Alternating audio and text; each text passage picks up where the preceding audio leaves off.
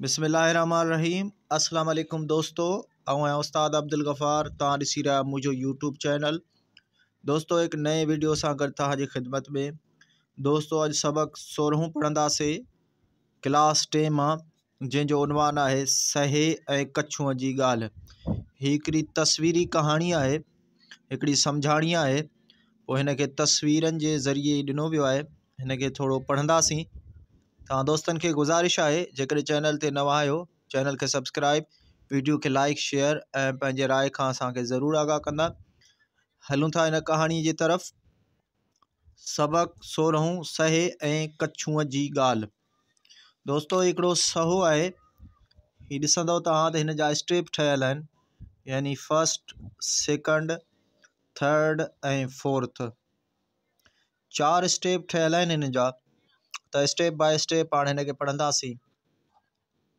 दोस्तों एक सहे ऐं कछुअ पाण में मुक़ाबले जो सोचियो त चयूं त असां मुक़ाबलो कंदासीं। त हिननि पाण में मुक़ाबलो कयो।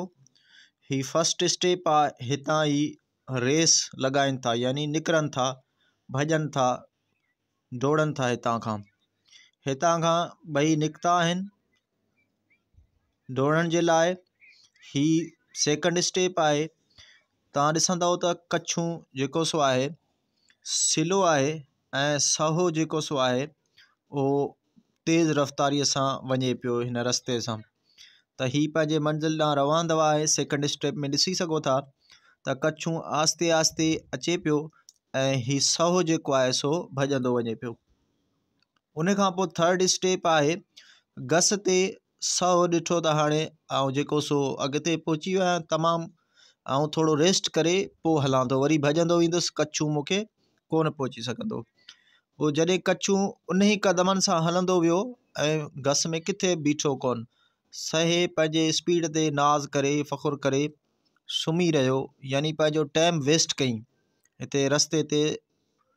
ऐं कछुओ पंहिंजो टाइम वेस्ट न कयो ऐं पंहिंजे वक़्त जी क़दुरु कयईं, पर उन ई रफ़्तार सां हलंदो वियो। आख़िर में तव्हां ॾिसंदव स्टेप 4 आहे। स्टेप 4 में कछुओ पंहिंजे मंज़िल ते पहुची चुको आहे ऐं सहो जेको सो अञा ई घस मां अचे पियो, हिन रस्ते तां ही अचे पियो, अञा पहुतो न आहे। ऐं कछुओ जेको सो मंज़िल ते पहुची वियो आहे ऐं रेस जेको यानी मुक़ाबलो जंहिंखे चइबो उहो खटे वियो आहे।